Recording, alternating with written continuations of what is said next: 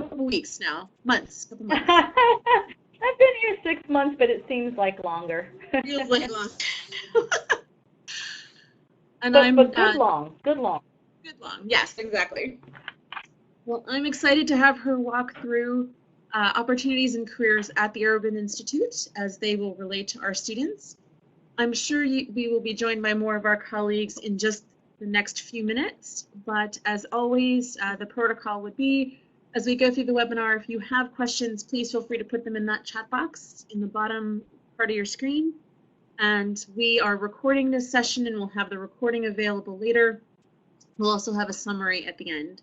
And Celeste has also agreed to let you all reach out to her afterwards if and as you have questions. So with that, Absolutely. I'm going to turn the floor over to her.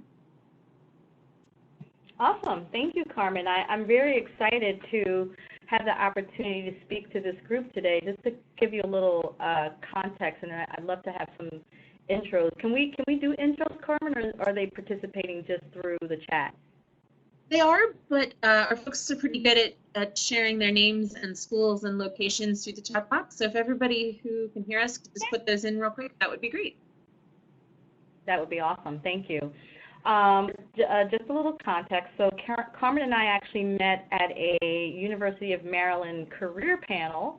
I was running very late, but we had an opportunity to engage with students in the School of Public Policy and just answer their questions about, graduate school opportunities, kind of anything they want to know about what they should expect pursuing this industry.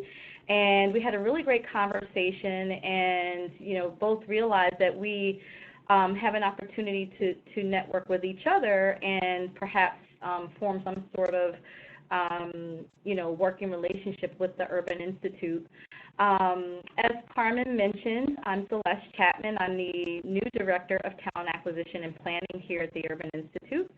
I joined the organization in mid-December, and I have been feverishly working here to elevate our recruitment efforts. We use the word elevate a lot here at Urban. If you know our tagline, it's elevate the debate. So we're elevating from a talent acquisition perspective. Just a little bit about me. I'm originally from New Jersey and new to the DC, Virginia area. Being in this space is very, very new and different for me. I historically have worked in other industries, pharmaceutical, investment banking, financial services.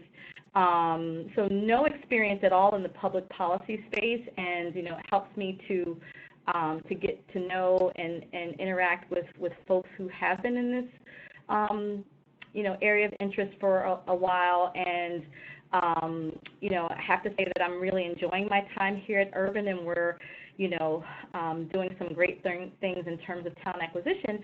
And what I want to do today is share with you some information about Urban. I'm not sure how much you know about our organization, and talk to you a little bit about some of our opportunities and what we look for, and hopes that you would be able to educate the folks that you work with about what we do and what we have to offer. So I hope that's okay for everyone. Carmen, if you'd like to go to the next slide, please. Okay, so thank you for your introductions. I appreciate that. I'm going to walk us through Urban's mission and value. It give you some context, on what we do as an organization and how we work.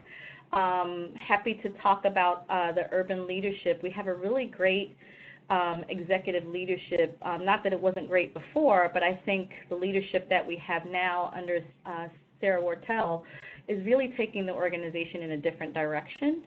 And so, want to be able to show you who those leaders are. And then a little bit about our research. I'm not totally immersed in the research that we do here, but happy to just kind of share our different policy centers and a little bit about what they do. Certainly you can get more in-depth information through our website. We also host brown bags as well, so if you have an interest at some point in visiting us, we do have some of those, and they are open to the public, some of them. And then, kind of like to talk to you about why urban, because, that's always a question that we ask students when they express their interest in our opportunities. Why do you want to work here? Why are you passionate about what you're passionate about? And then give you a little bit of what we look for for interns and professional opportunities, and then questions and wrap up. Certainly feel free to ask your questions as we move along through the presentation. I'm happy to, would love for this to be a dialogue and not me talking at you. So next slide, please. So our mission, it's very clear, actually, to open minds and shape decisions and offer solutions through economic and social policy research. And so for those who may know about us, really it's about identifying research that doesn't necessarily, lean towards one thing or another, one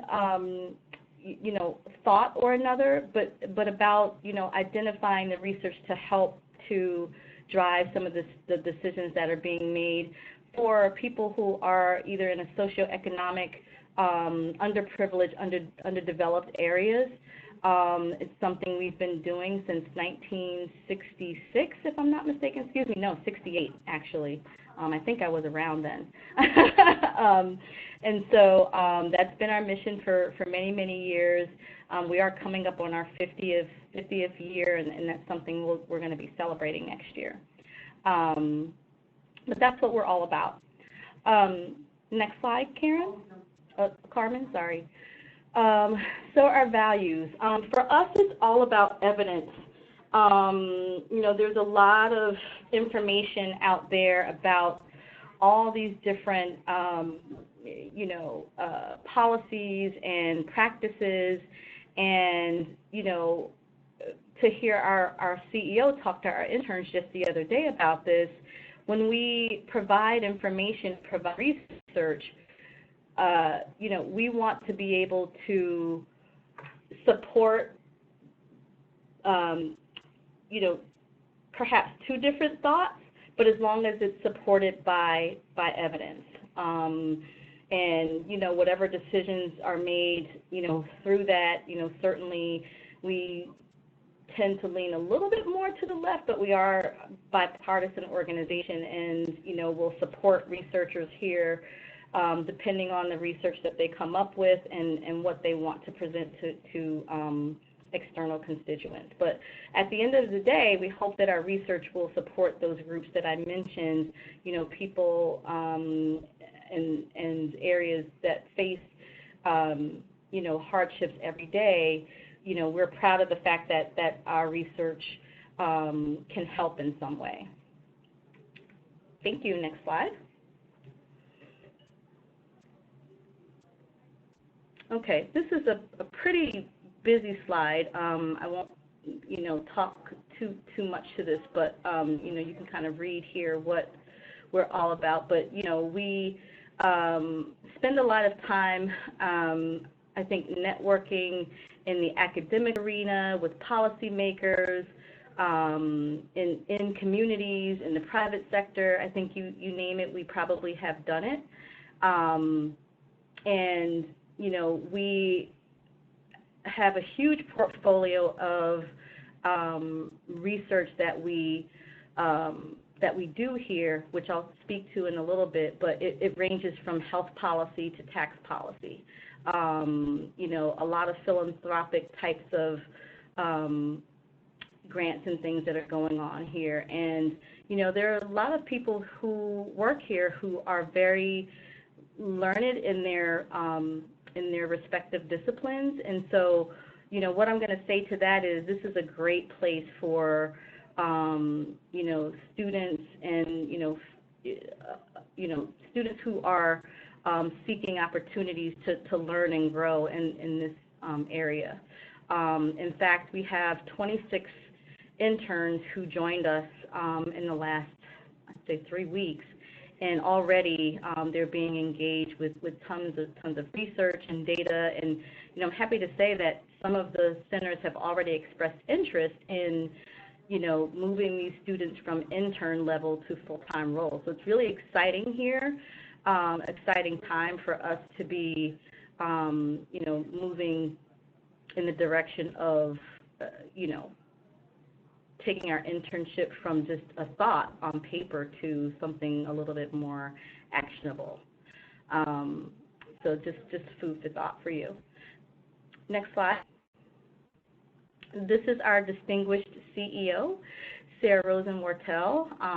She became the president in 2012, and she's only the 3rd president since 1968. And in fact, the first president still works here. I have not had the opportunity and pleasure to meet him, but he's 80 years old, and he's still very passionate about the work that we're doing here, and still holds an office here, and still, gives Sarah advice. Some she takes and some she doesn't.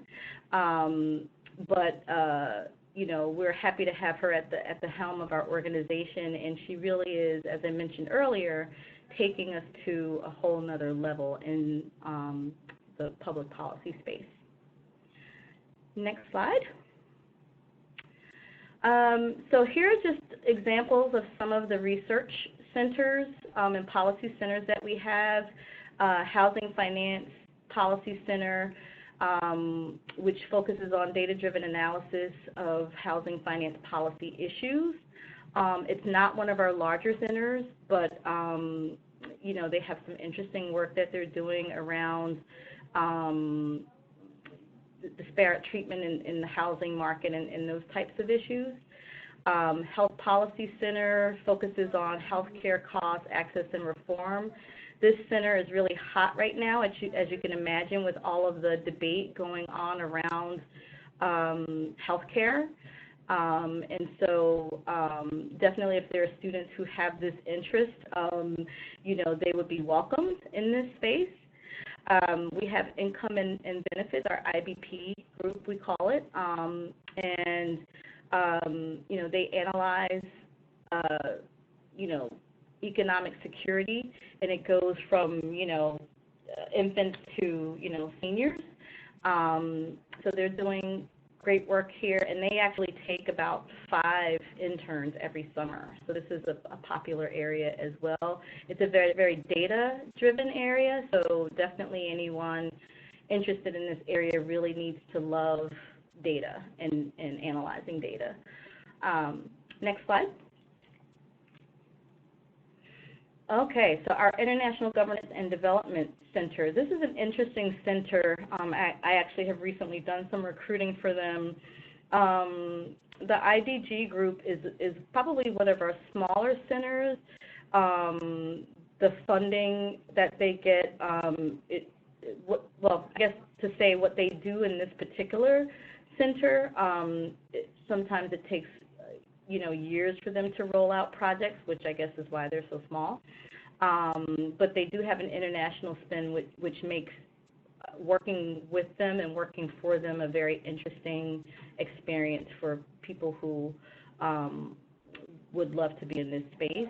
And most of the work that they do is around developing countries. The Justice Policy Center, this is another popular one. It's a very large center. They tend to take on several research assistants every year. And then they also have a role in project administration, which is sort of a blended role, which gives students gives them the opportunity to just focus on the research, but to focus on getting out there in the communities and working with the funders and being a little bit more engaged in this particular area. Oops, I think I just lost my screen. Hang on one second. Sorry about that. My screen timed out. My apologies.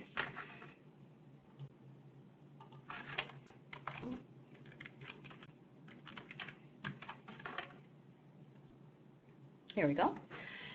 And the Justice Policy Center obviously focuses on anything from, inner city crime, violence.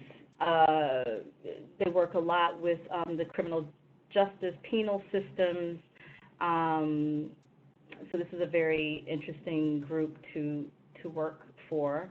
Then we have our LHP group, another smaller type of group, but their focus is mostly on immigration, child labor, those types of issues.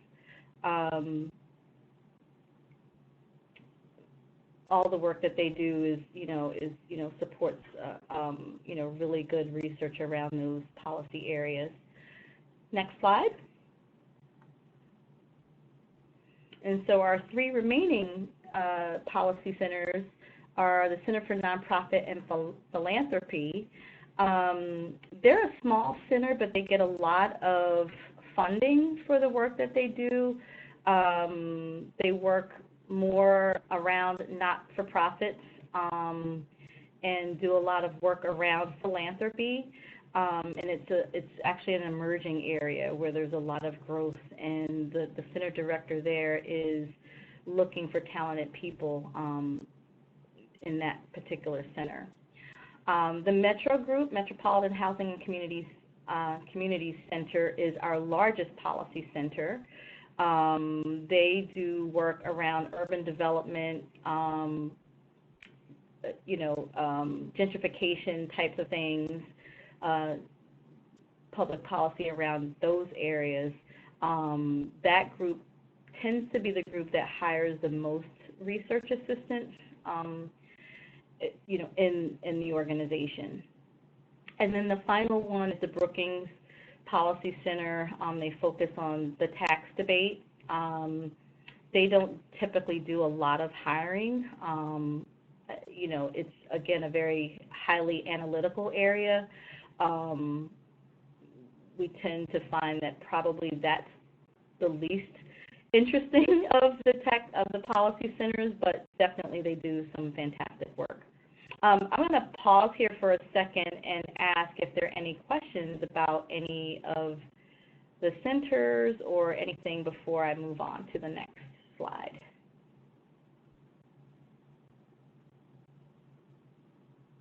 No? Okay. Next slide, Carmen. Okay, so stories of impact.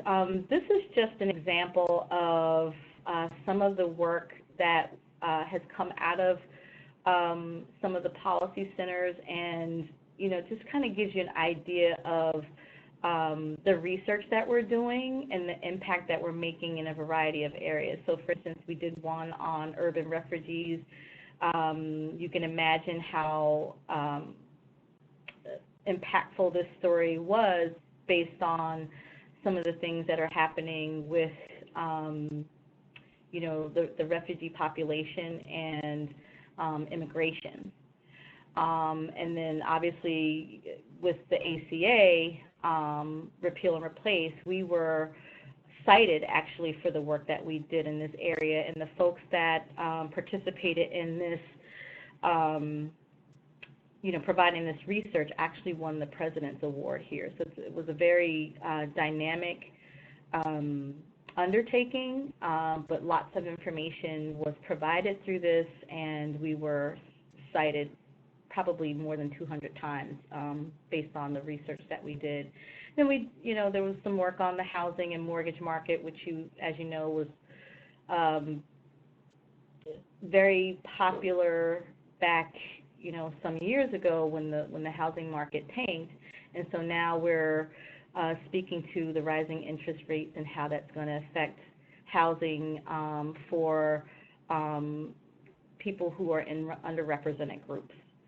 And then we do a lot of work around school here, and advocates for federalizing school choice. And so this is another hot topic that we had some rigorous research around.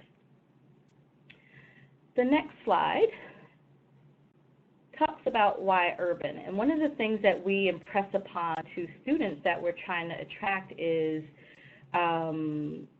if they're attending a public policy program, an economics program, obviously Washington, D.C. is at the epicenter of public policy, and this is definitely a place you want to be. But, we're working as an organization on policy, on ideas that really do impact these very critical areas.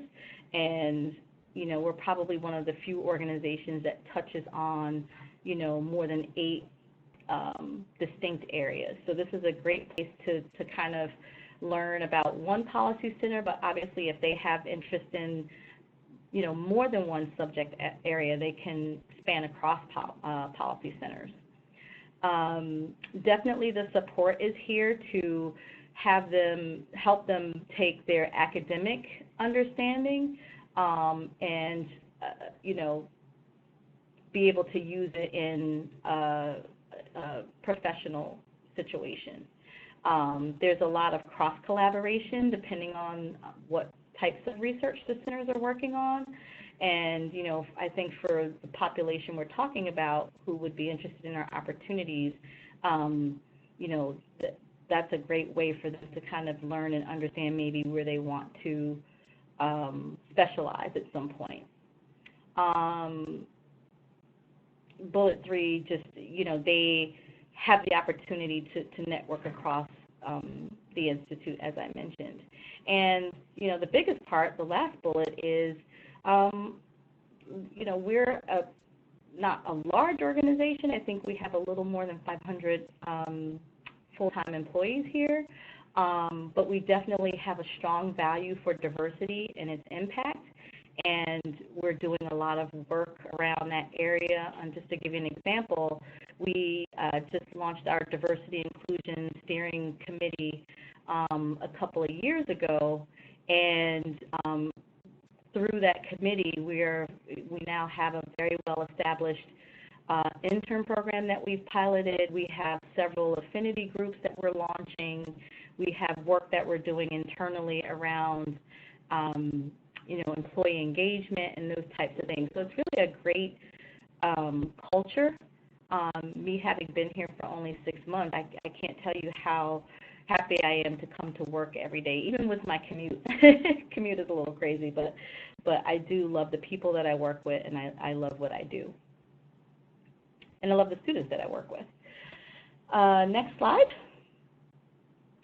I'm not going to read all the words on the page, but this just kind of speaks to what I was referring to in terms of diversity and the work that we're doing around that area. And it's not just about gender and ethnicity, but we're trying to focus on other areas of concern: sexual orientation, educational attainment. We're trying to diversify the schools that we target. Obviously we don't want to hire everyone from Harvard and Yale. We want to spread across a variety of different universities and give everyone an opportunity to be a part of our organization. Next slide. So what do we offer to urban employees? We did a study and asked employees about, why they come to work every day. Why is urban such a great place? Why do you stay here? And the feedback that we got was, they're encouraged to live their potential here. And we're working on things that matter. I think that's probably the biggest thing that keeps people coming to work every day, is that they're working on projects and research that matter to the world. We have a great workplace, as I mentioned before, and we're working with great colleagues every day who are smart and driven and collaborative, who want to get the work done. And we respect each other. And we're definitely working towards recognition and rewarding everyone for their abilities and what they do. And just to kind of give you some, add some more meat to that, we have a project that we've launched very recently called Career Pathways. And what Career Pathways is allowing us to do is to, where, for the last 50 years, jobs have been very segmented, but, we could have a research population and have, disparity in what people are being paid and the level in which they're moving up. And so Career Pathways is allowing us to create different career ladders and paths within those buckets of research assistant or research associate, and even at the office level in operations when we talk about HR and communications, and being able to give everyone an opportunity to see visually how they can move and progress through the organization. So it's a really, huge step for us as an organization. I think under Sarah's leadership, it's one of the things that we're trying to use to attract a more diverse group of people. And we hope to have, Career Pathways has actually been launched, and we hope to have a new compensation structure and plan in place by August. So it's a really exciting time, and we hope once we do that it will just open up the floodgates for others who are interested in being a part of our organization. Next slide. So a little bit about professional opportunities. That's just a segue to the next slide. Karen, if you don't mind. I don't know why I keep calling you Karen today. I think I'm thinking about my sister. I don't know what it is. So I'm going to start with our intern program. I think I had mentioned that our intern program is a pilot that was just launched this June, a couple of weeks ago. And this is one of the initiatives that came out of our this committee. You heard me mention our Diversity Inclusion Steering Committee a few moments ago. And one of the things that we were finding is that, we identify diverse talent, but it's not, it wasn't that we were identifying diverse talent across the board from a variety of universities. So, for instance, all of our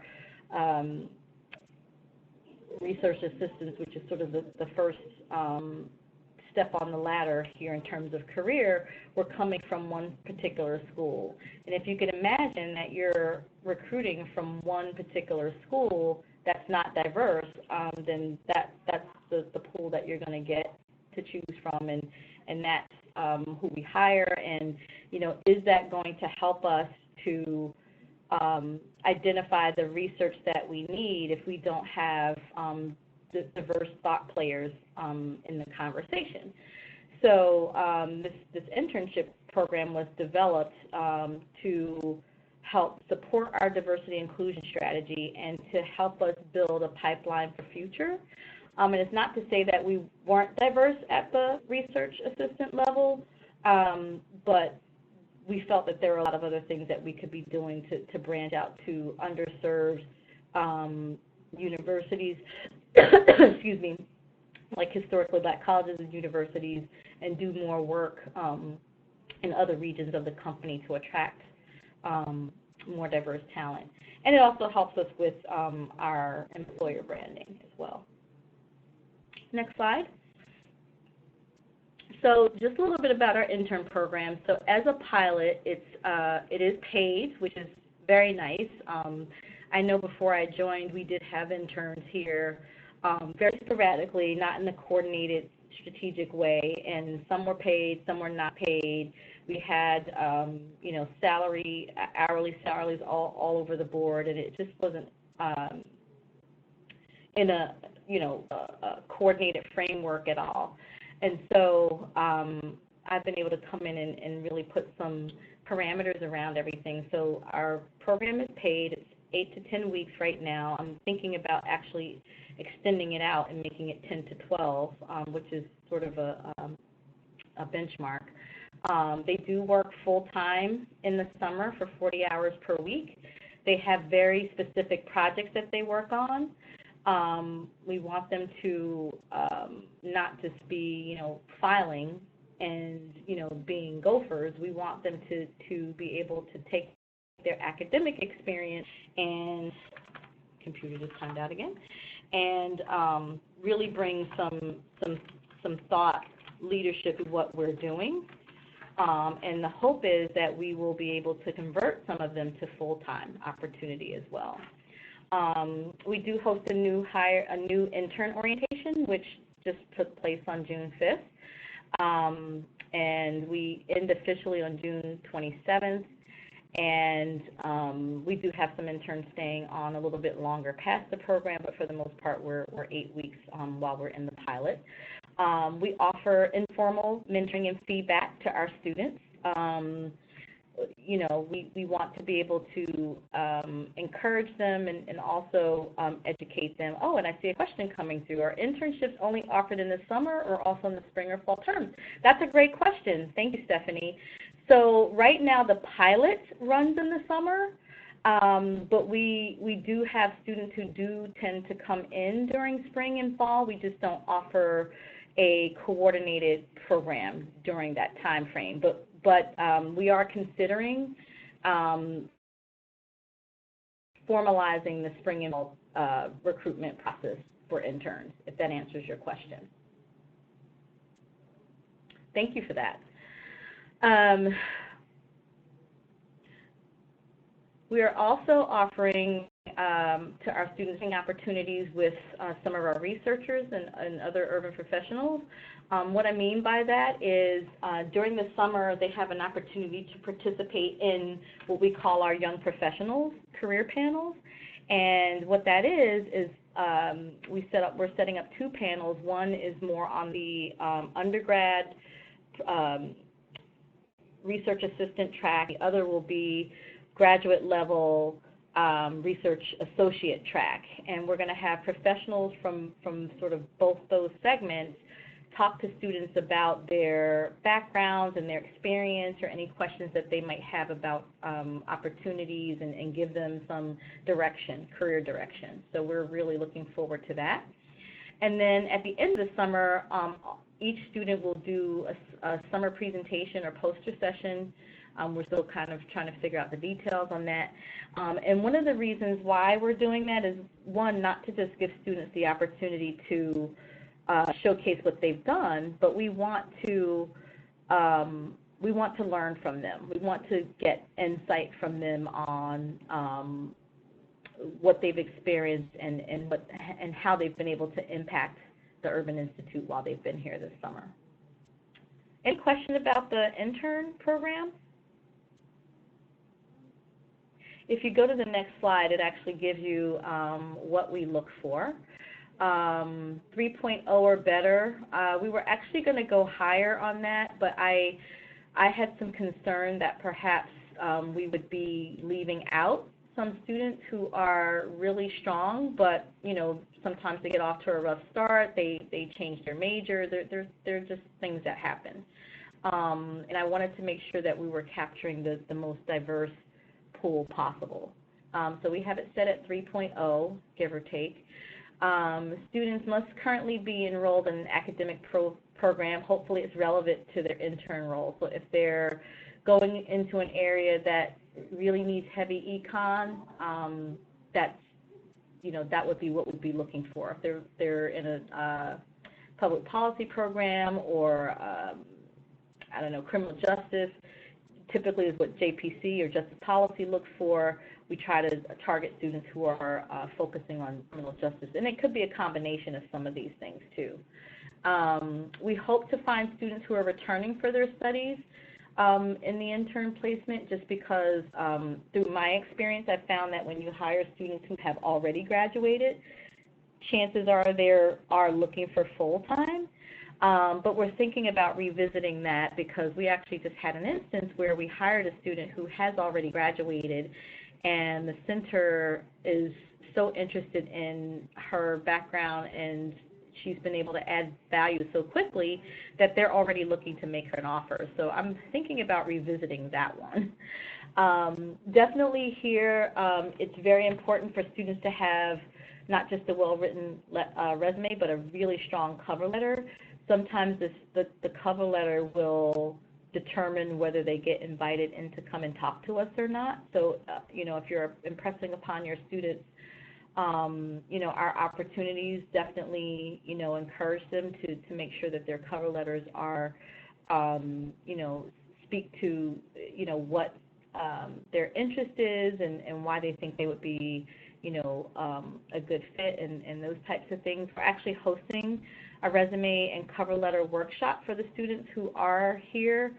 Not because they didn't give us good resumes and cover letters, but we want to just share some best practices around that in hopes that will help them in some way. Definitely excellent written and verbal communication skills is important. Some students might say, well, I'm just going to be doing research. I'm not really going to be talking to anybody, but that's probably the reverse is true. If you're working across a variety of centers, you need to be able to write and communicate well. Some of the majors of interest that we look for: econ, stats, math, if you're in a high quant area, public policy, sociology, psych, the list goes on. And then we also do have opportunities for students who are more interested on the operational side of things: HR, accounting, finance, communications. Communications is an interesting area because a lot of times they tend to look for students who are studying communications, but they definitely want someone who has an interest in public policy. So you may find a student who is studying public policy who might say, hey, I'm really interested in communications, and they can get a nice blend of the two. So that's an interesting area to be in. Most centers look for SAS, STATA, or SPSS. It's not a requirement, but definitely I would say for the graduate level, it presents a stronger portfolio if they do have that.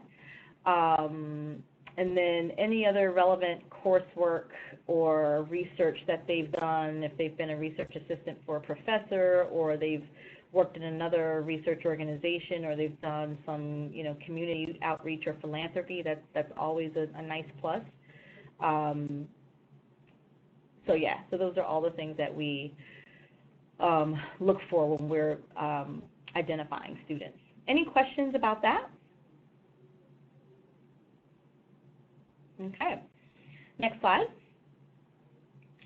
So the same holds true for research assistants. I need to go into detail here too much. Definitely it's helpful if they're coming out of, undergrad or even grad school, which I didn't speak to here, but it's, you can see what we look for. It kind of holds true across the board, but if they have an internship prior, then that's definitely a bonus. We would hope that they would be interns here and then roll into a permanent role. That's like the best case scenario. But sometimes not. I mean, we've had some rock stars come in here without any internship experience and just able to be very impressive. So certainly it wouldn't be a hindrance if they don't have it. Next slide. Okay, I think I'm at the end of my presentation. Definitely, if you want to learn more about Urban or our opportunities, our website is www.urban.org. You go to the top and just click on either About Us or Careers, either one, and it'll bring you to our webpage. If you have any questions for me at all, definitely feel free to ask. We still have about 20 minutes, so I'm happy to hang on and answer any questions. And then if not, Carmen, you have my contact information. You can feel free to share it. I didn't share it on the slide here, but feel free to share it with the group. And if anybody wants to talk to me, offline at another point, I'm happy to have a discussion. Sounds good. Thank you so much, Celeste. I guess my first question, You're and very since welcome. I'm the one with the microphone, I get the privilege of the first question, but team, as always, type them in the chat box as you go. As Yeah. you talked about research assistant positions, how much Uh-huh. value add does a master's degree add in the consideration? And is there a level above research assistant, but perhaps below senior scholar, where a master's student might be better positioned? Uh-huh. That's a good question. I'm sorry, I didn't speak to that, but so our research assistant level is for undergraduates only. It's the lowest position on the career progression here at Urban. For students who are on a graduate track, it would be research associate 1. And forgive me, we're in the process. I think I mentioned earlier we're in our project called Career Pathways, and that's going to kind of shift things a little bit. And I'm not familiar with all of the the ones and the twos and the levels and things of that nature because they're changing things. But if they're in grad school right now, it would be research associate 1. Does that answer your question? It does. Would the same expectations in terms of coursework and data programming apply, or would the expectations be higher or different? I think I would say that the research associates, the expectation for them would probably be more, we would be looking more for research things that they've actually done. So, if you go back on the slide where I focused on, GPA and, academic disciplines and, relevant internships or other things that they have done. For research associates, I would add that, having maybe a publication or have worked for someone who has done research, it would definitely be something we would be looking for. And typically, if they're in grad school, they've done something like that. Could you talk a little about the hiring process? Are you the primary decision maker? What happens after an application? Oh, sure.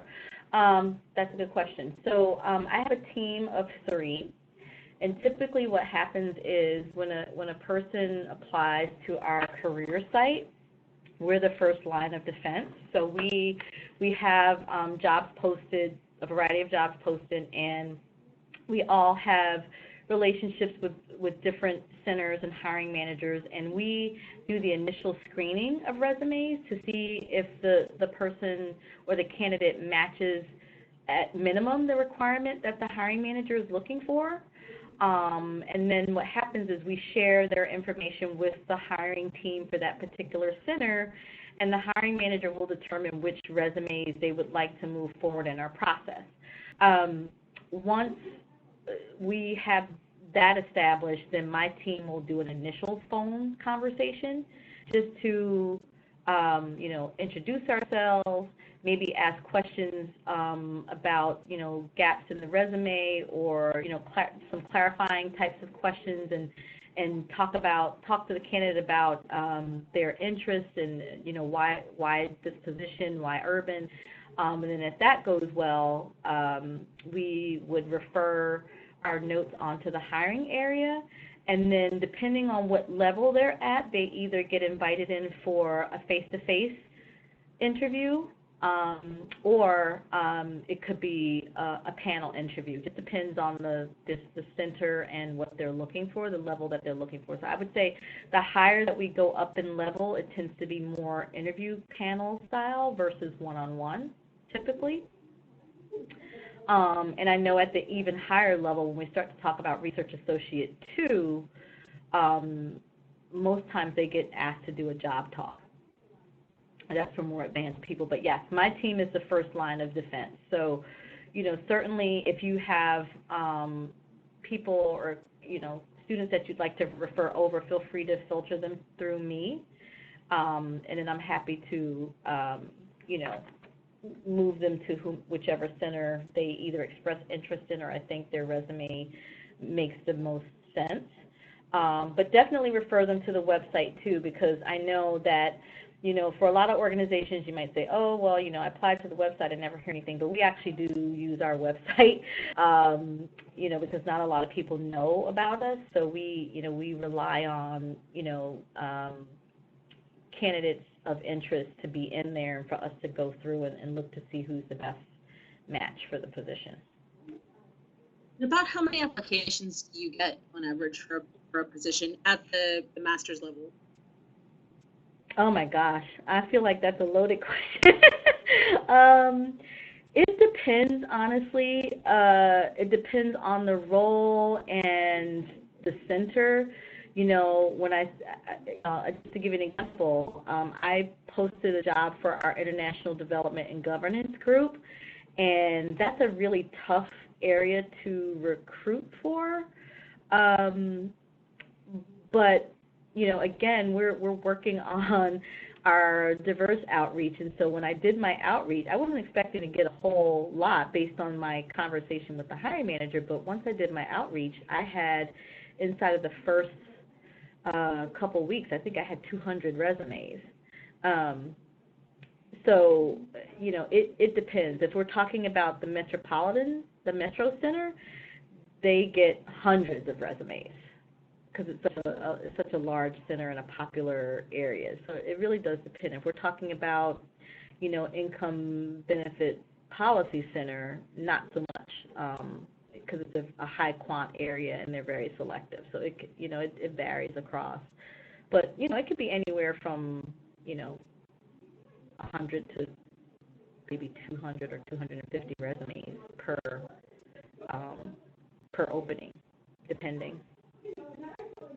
We look forward to making but your I life will a little say easier on this. the international governance side. I know, right? You know what I always find helpful, honestly, is if you, and I've done this in previous roles too, if you're working with students and you have a resume book or something you can send sort of in a, you know, a folder or something outside of our system, you know, we could go through, or if you say to me, hey, you know, I'm recommending, or, you know, I speak very highly of these candidates, you know, we will definitely reach out to them. I mean, if we think they're a fit, we definitely reach out to them and at least have a fact-finding conversation. Because, yeah, it does get to be a bit much when you're applying to the web address, and depending on where we are in our process. So, like, if you catch us at the beginning of our process, pretty likely that your resume will get reviewed. But if you catch us towards the end, we probably have stopped looking at the website at that point because we've got a good pool of candidates to share with the hiring manager.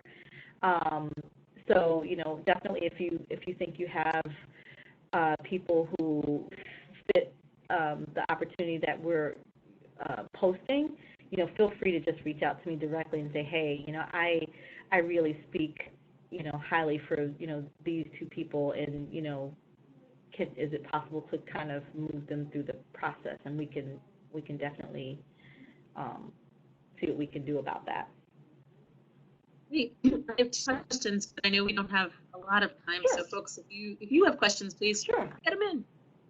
My first one is, as you describe the different centers, knowing what our students who may have a degree in international affairs or some framing of that language do, they may fit into different policy centers. So how critical is it?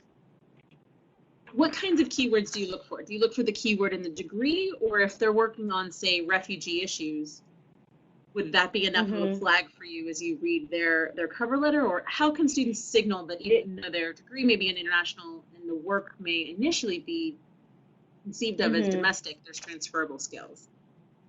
Yeah, that's a very good question. And I can tell you, you can't imagine how many resumes we get where the degree says public policy, right? So if there's, you know, if you look at a job description, and we'll take international development and governance as an example, where they're working with, you know,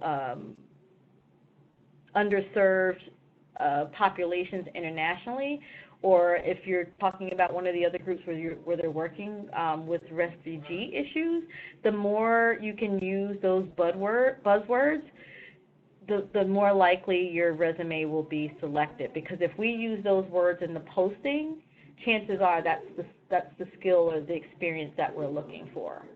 So certainly the degree means everything, right? Like if the degree says, finance, for a public policy position that focuses on refugees, we're probably not going to pick that one. But if it says, the degree says public policy and, I worked with a professor to research issues around refugees in, these developing countries, that's a different kind of resume, and that's something we would pick up immediately. Do you do a lot of resumes back and forth?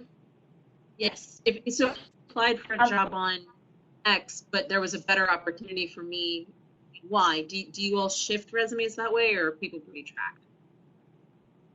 Yeah, I think, we probably don't do that as much as we should, but we definitely do that. So, for instance, if I get a resume for CMP, the hiring manager might say, you know what, this is a fantastic resume, but this would be better suited for this policy center. Then we would forward it along to the other policy center, even if we don't have an opening, because a lot of times what happens is that they don't have an opening today, but depending on the funding that they get for a particular project, they could get an opening.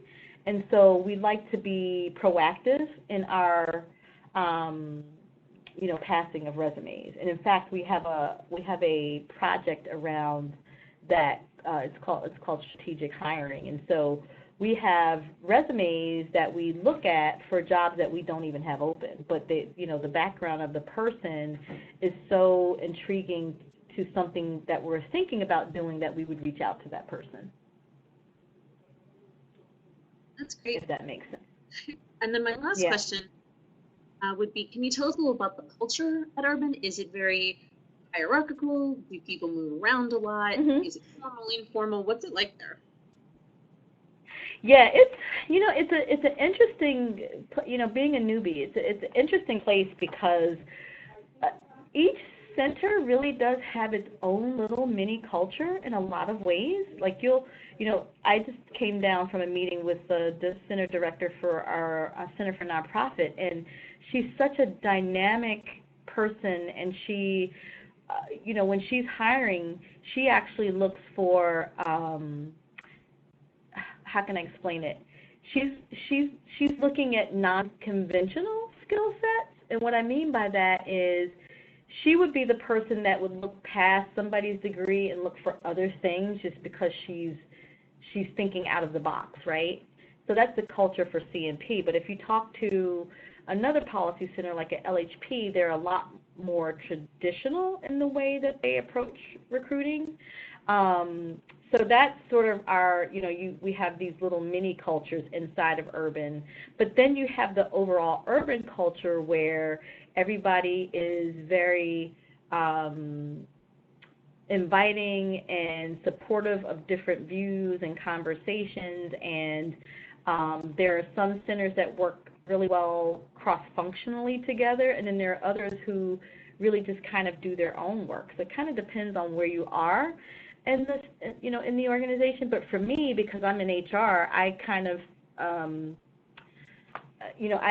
I experience the culture a little bit differently because of where I sit, and I get to touch all of these different mini cultures. So it's an interesting experience for me. But I'd say if you talk to other people who work here, maybe on the research side, they enjoy working with really bright people because there are a lot of really bright people who work here. And some are, very, perhaps, and this is not a negative, but perhaps a little quirky, but nice, you know what I mean? And then there are others that are a little bit more dynamic. I think it just depends on. And that's why I think I said earlier, being a student and coming in, for their first time, first opportunity out of school, it would be interesting because,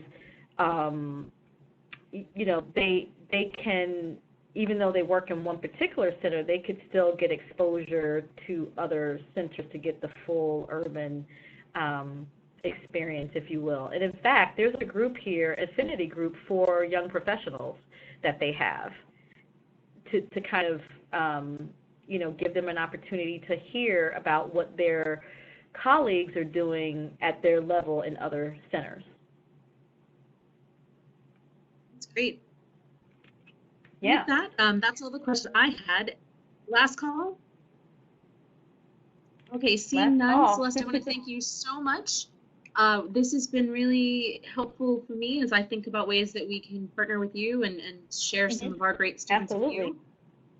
And everyone, I will share Celeste's slides and her email and a summary and all sorts of documentation. And hopefully some of you can connect with her to flag those great rock star kids, young people, as we go forward. Absolutely. I will.